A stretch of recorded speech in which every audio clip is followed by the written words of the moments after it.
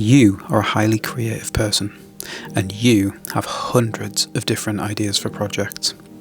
So how do you, a highly creative person, choose what it is you should actually be spending your time on? Now, I can't tell you which of those project ideas that you should be working on, but what I can do, I can help you make that decision yourself. I'm one of these people, and it's very difficult for me to decide what I should be working on at any one time, but luckily, I have a process that makes that decision a bit easier.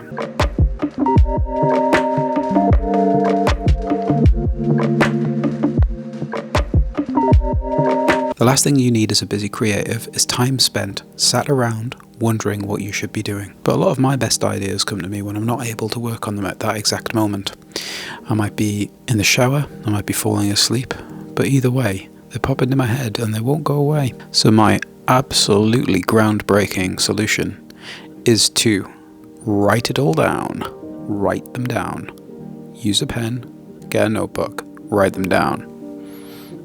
Once it's written down, it doesn't need to stay in your head anymore. It lives in a notebook now, ready for when its time comes. You can sit down, reread what you've written, and give the idea the time it truly deserves. For me, an unexpected benefit that has arisen from writing all of my ideas down is I'll be reading one of these notebooks months after I've written down all of these ideas, and one of them will grab me, it'll jump out, and then I'll spend a bit more time with that idea because there must be something in there that still really, really interests me. And you can think of that like a great big filter for your ideas, allowing you to pick out great ideas from all of the everyday noise and creative thoughts that go on in your brain. If something jumps out to you months later, there's a really good chance that that idea in particular might be worth taking further.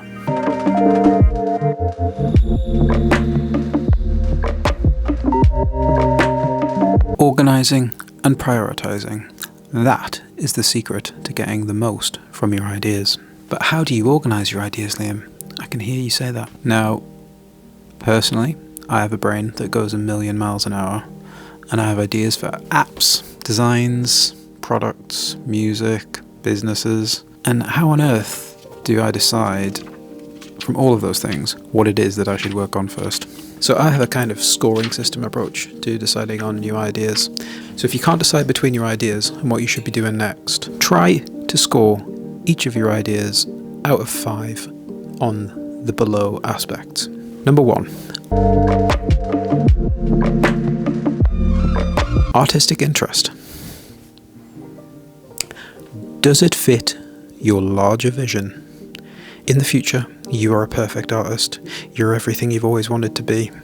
Does this project fit that person? Is this project going to move you closer in any way to that goal? Now score it out of 5. Second, economic benefit. Now, this may not matter to you, but it matters to me. I have a young family and I need to keep them fed. Can this idea or project help you pay those bills, keep those lights on? Thirdly, passion and motivation. Will you want to get it over the line? Is this something you really want to do? Are you sure? Do you want to do it now? Do you want to stop watching this video and go and do it right now? If the answer is yes to these things, score it highly.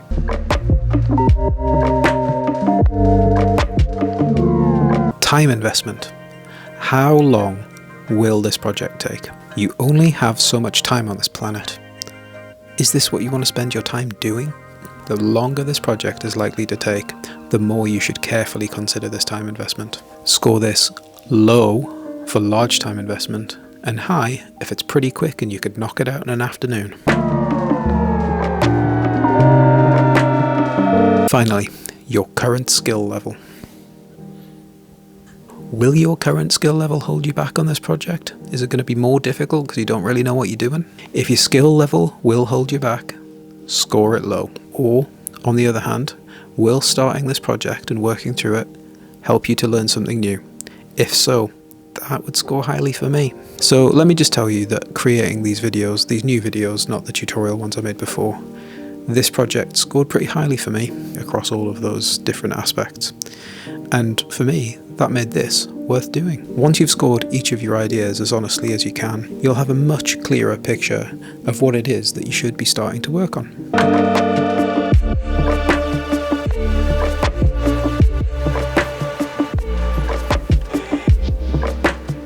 That's better.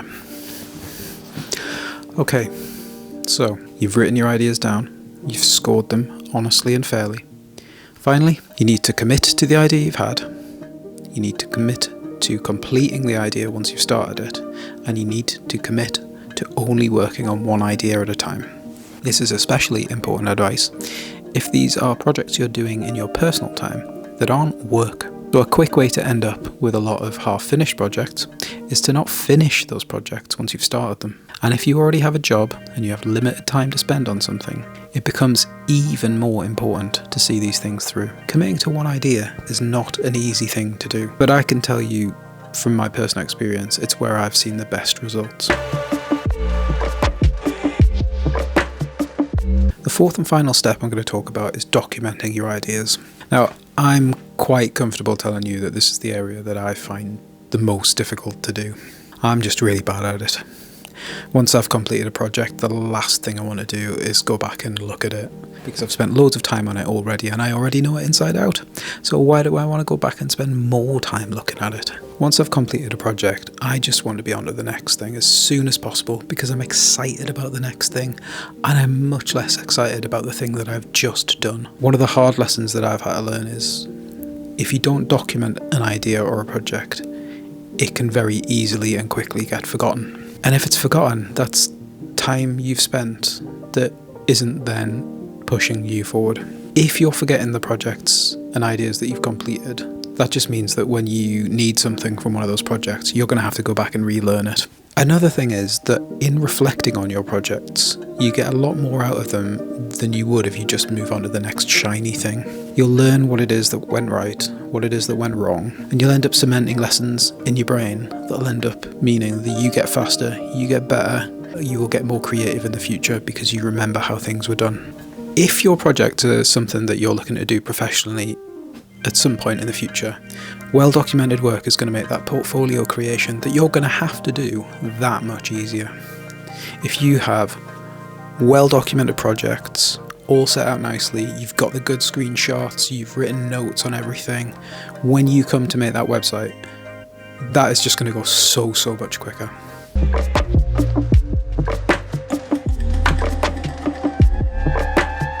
So to summarize, the way that I approach my ideas and projects now is this. Number 1, I write down my ideas. Number 2, I organize and prioritize my ideas. Number 3, I commit to one of those ideas.